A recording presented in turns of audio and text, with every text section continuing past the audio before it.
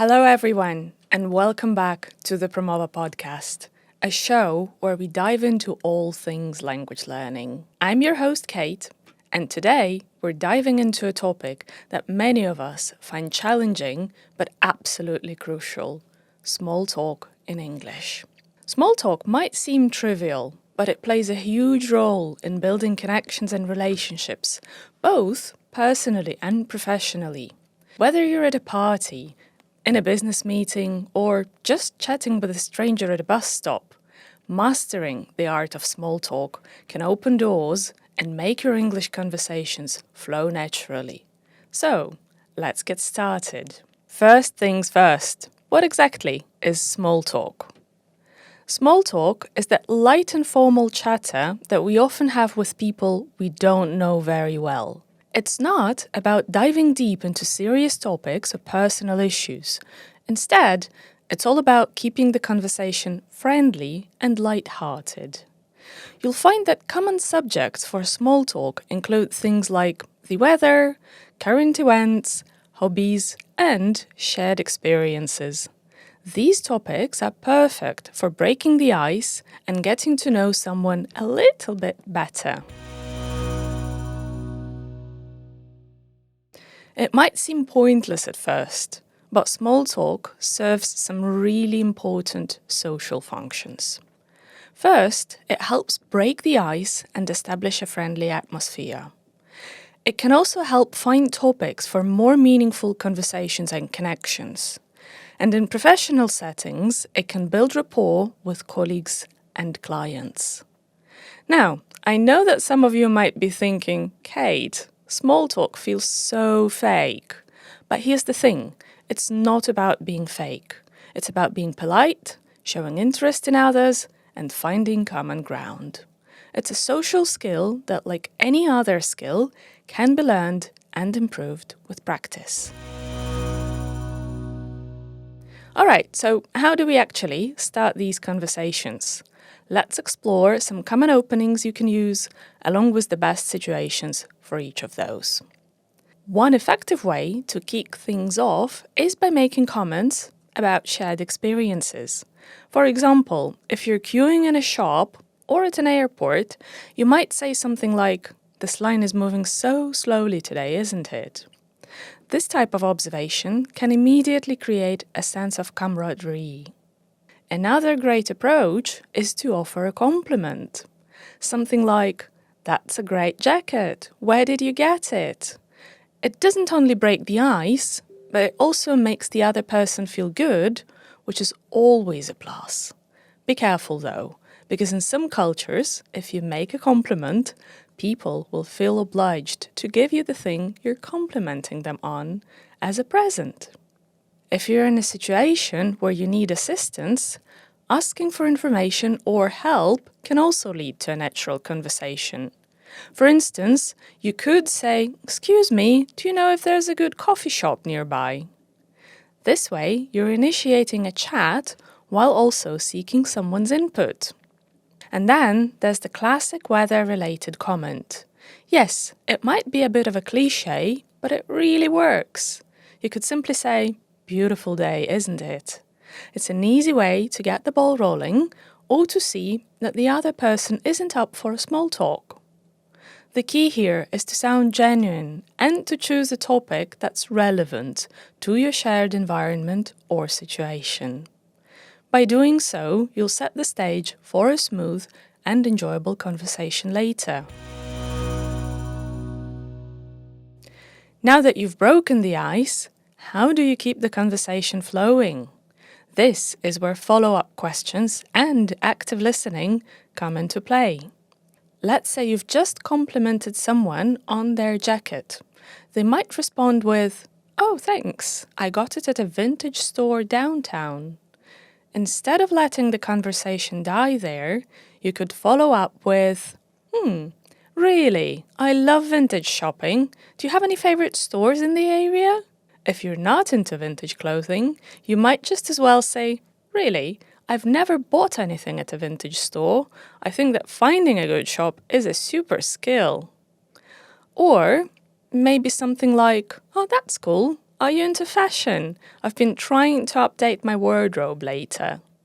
See what we did there? We took the information they gave us and used it to ask another question or share a related piece of information about ourselves.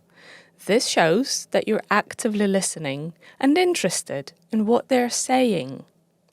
Here are some more examples of how to use follow-up questions.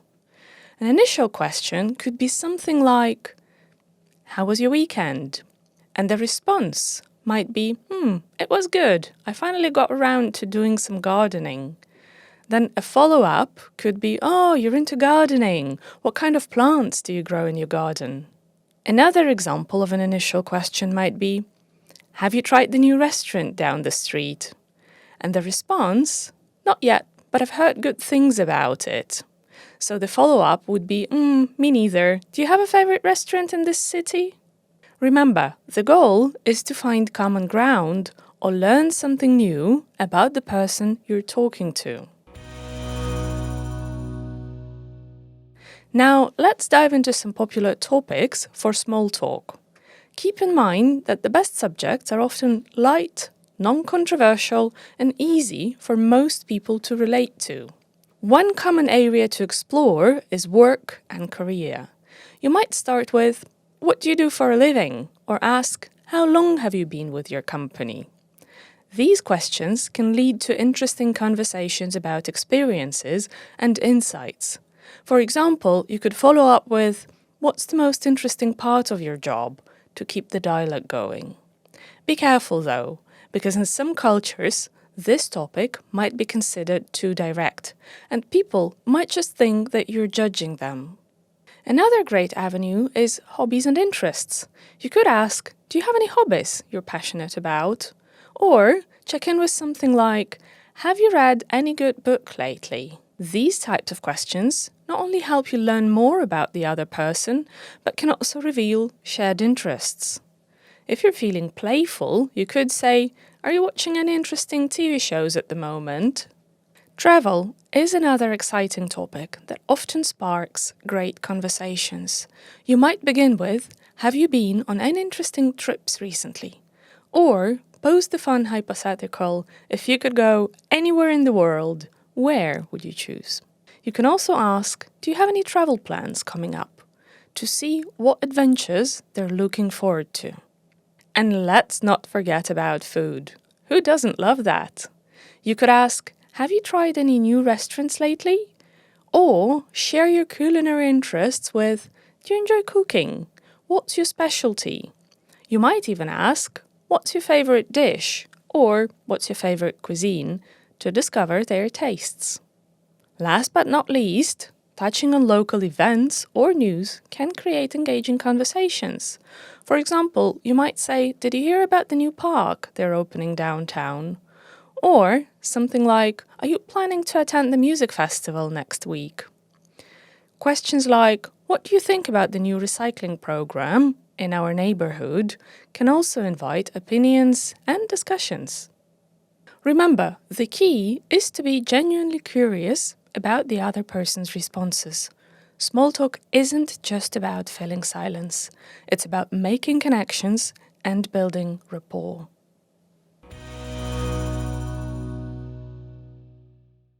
Now, let's talk about cultural differences in small talk.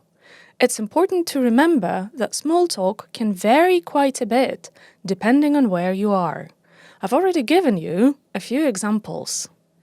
What's considered perfectly normal in one culture might come across as too personal or too distant in another culture. Take the United States, for example. It's pretty common to greet someone with, "How are you?" But people don't usually expect a detailed response. It's more of a polite way to say, "Hi." But in some European countries, that same question might be taken more literally, with people offering a more honest and a more detailed answer. Then there's the issue of topics. In many Western countries, asking about someone's job or career early in the conversation is totally normal. But in some Asian cultures, that might be seen as a bit too direct, or even a sign that you're focusing too much on status.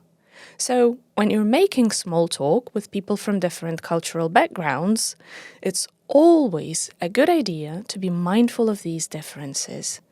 Pay attention to how the other person responds and follow their lead. It helps ensure the conversation flows comfortably for both of you. Alright, so we've talked about how to start and keep a conversation going.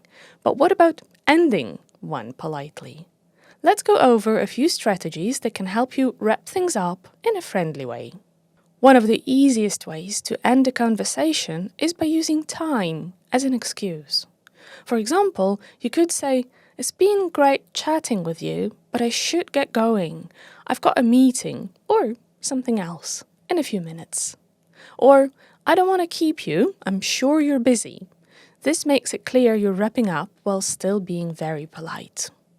Another option is to summarize and show appreciation.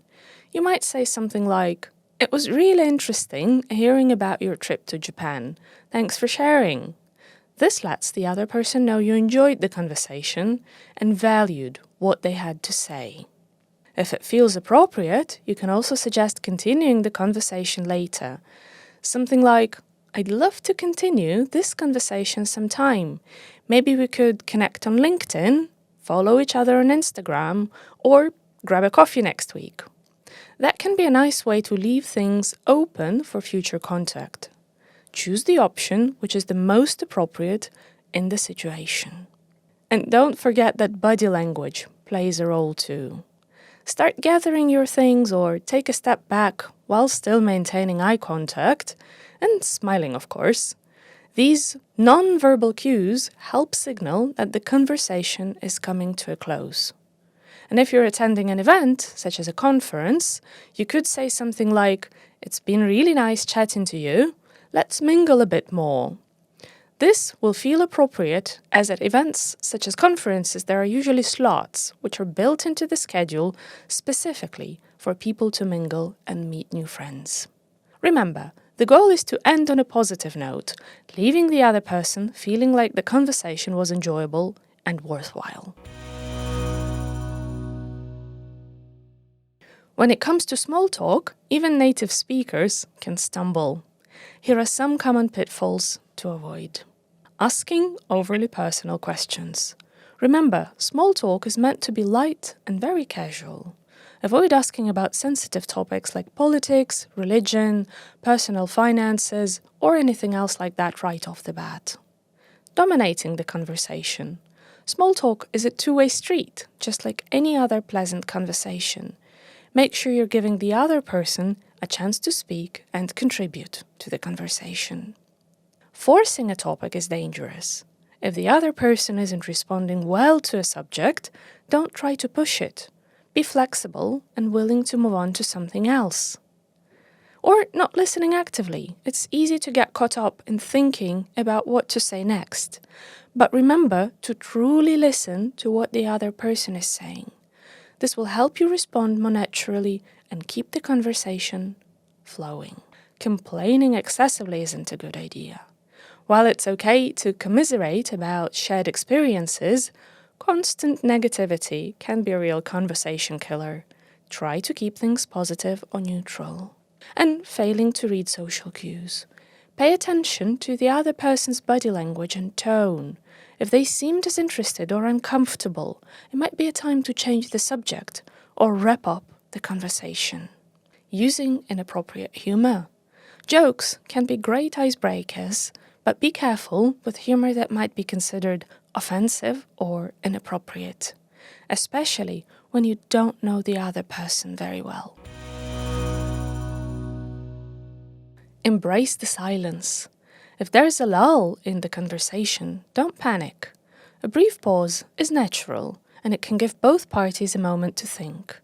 Don't feel the need to fill every gap with words. Laugh it off.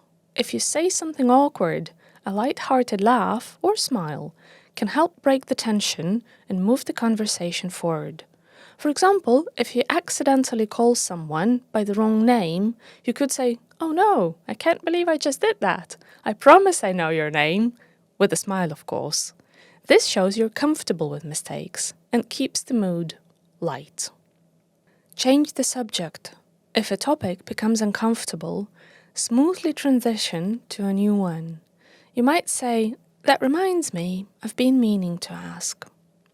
Ask open-ended questions. If the conversation is stalling, ask questions that require more than a yes or no as an answer to get things flowing again. Have a few go-to topics. Keep a mental list of safe, interesting topics you can bring up if the conversation hits a roadblock. And know when to exit. If things remain awkward despite your efforts, it's okay to politely end the conversation.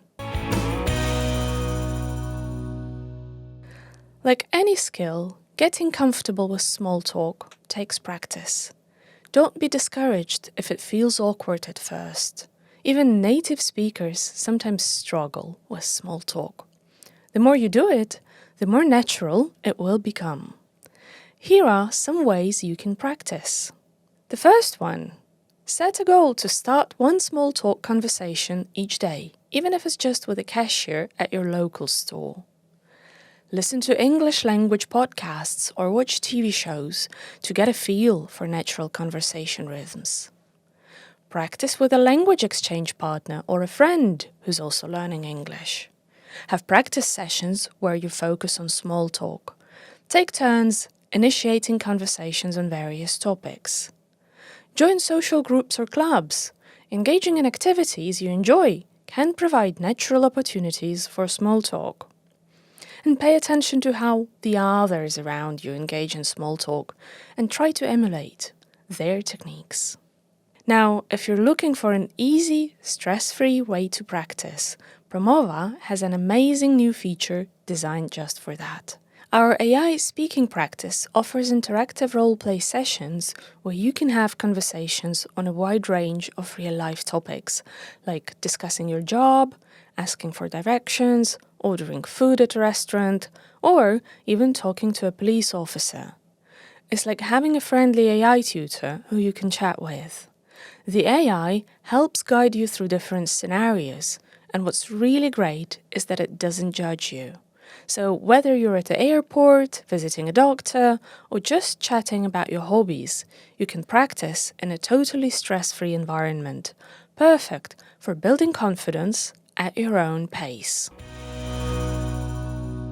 Well, folks, we've covered a lot of ground today.